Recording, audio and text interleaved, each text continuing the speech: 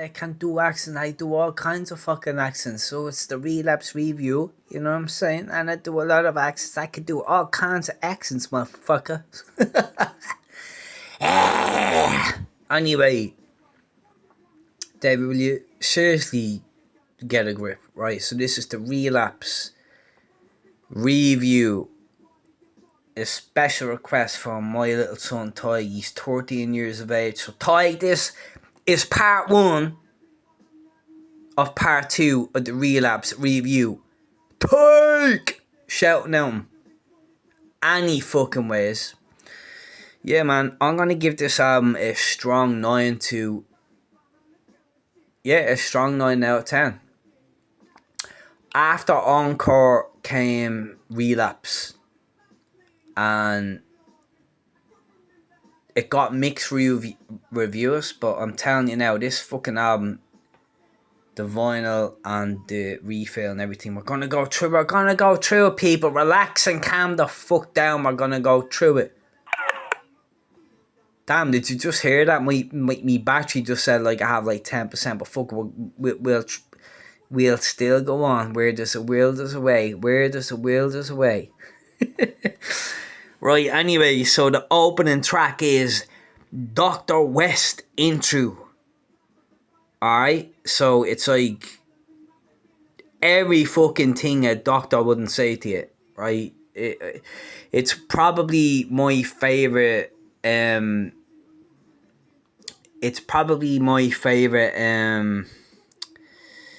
intro of an Eminem CD. Like Dr. West, it's like a doctor telling you everything you wouldn't. A doctor basically saying things that you wouldn't say to you. It's like he's basically telling Eminem to, with his addiction problems and stuff like that, to if he gets tempted to take a drink or a pill or anything like that, to go and do it, that there's no harm in it and all. So that intro is fucking a 10 out of 10. It's fucking spectacular, people. And it jumps then to the end of that intro. It's like he's having a bad dream when he wakes up and his alarm is going off, right? So we jump in, then he's like, the alarm goes off, we jump in then to 3 a.m. where Slim Shady goes on a fucking crazy rampage, taking pills and killing people, having blackouts, waking up not knowing how the fuck he got there, and it all happens at 3 a.m. at the witching hour.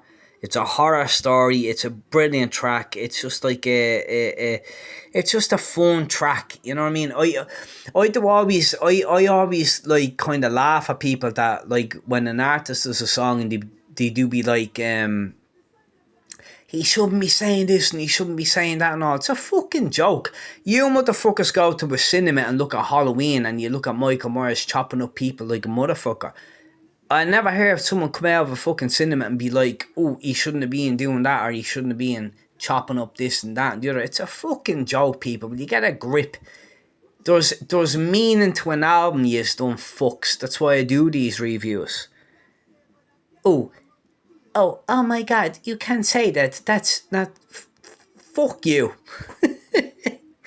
We jump into track 3, My Mom, right?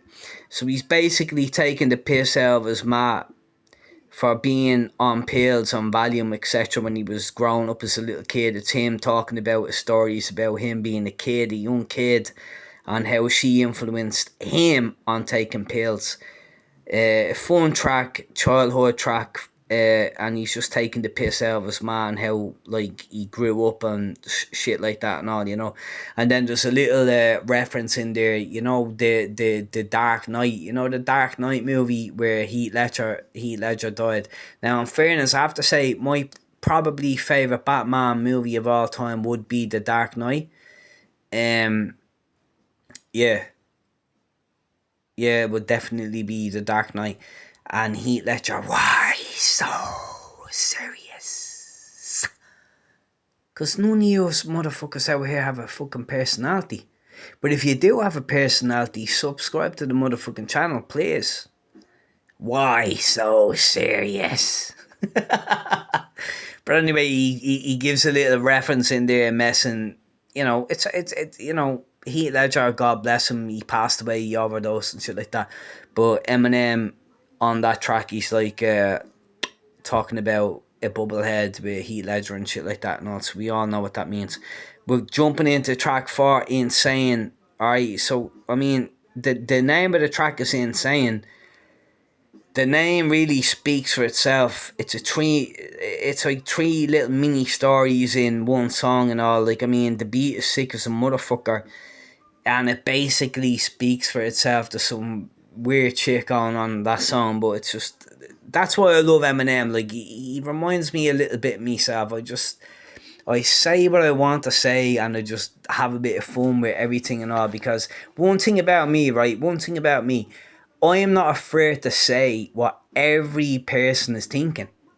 I know what way the game goes. You wake up every fucking morning. Don't be acting like your shit don't stink. You wake up, everybody with these little going on in the world, like, oh, the shit doesn't stink and shit like that and all. It's all fun and games, you know what I mean? It's all just fun and games. Get a sense of humour, you cunt. And if you haven't got one, take your fucking credit card or your ATM card, go down there to the ATM machine, buy yourself a fucking sense of humour.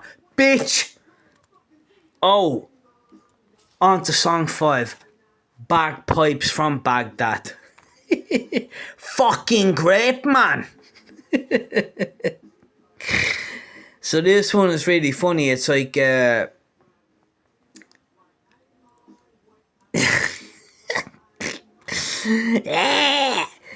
so Bagpipes from Baghdad. It's a story about him and Mariah Carey and how they met and shit like that. And then I only actually found out the other day that the movie 8 Mile, right? The movie 8 Mile.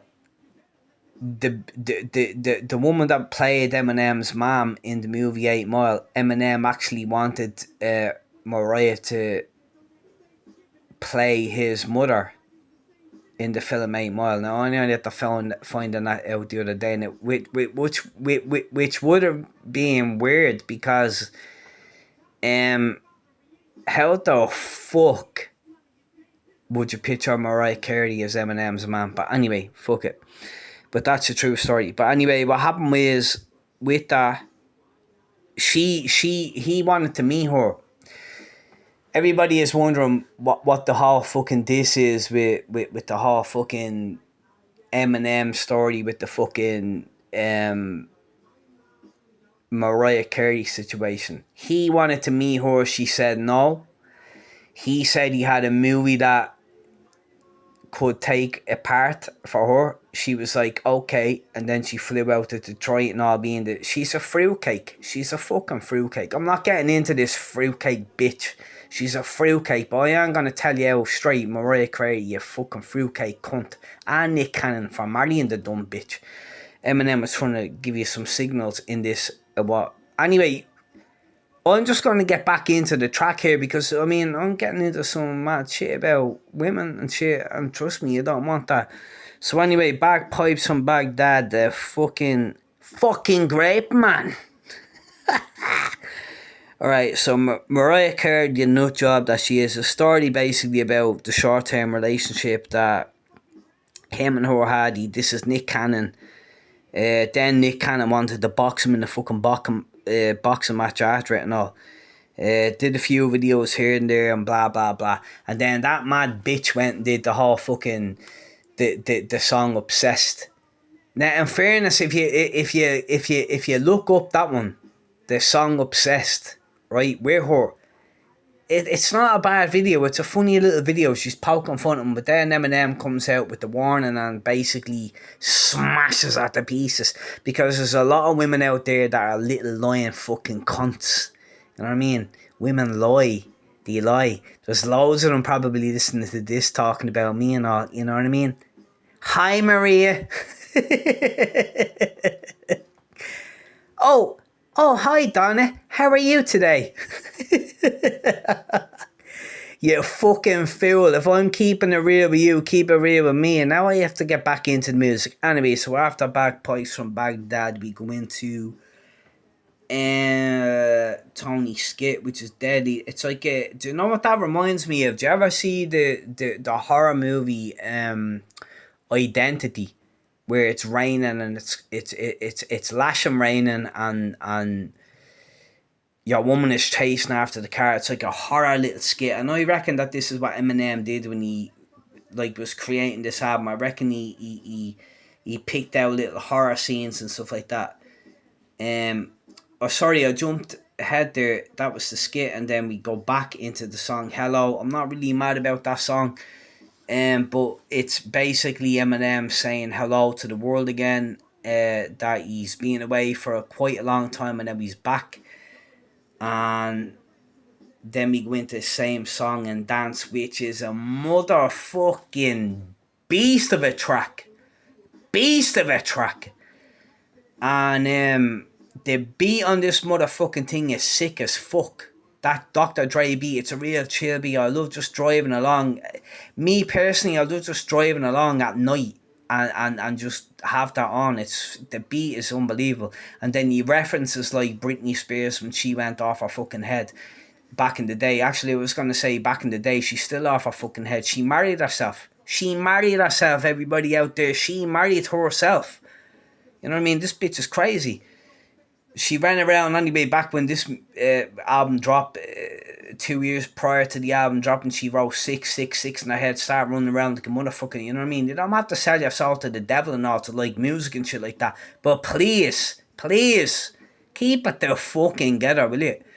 So anyway, so he references her and a lot of other female celebrities on that track, and then we go into the um We Made You, which I fucking love that song. That's a single off the album. Check it out, We Made You. Um, Absolute fucking banger of a fucking thing. And then the video was sick and all. He's slagging that fucking idiot, that country clown. Don't even know that clown's name.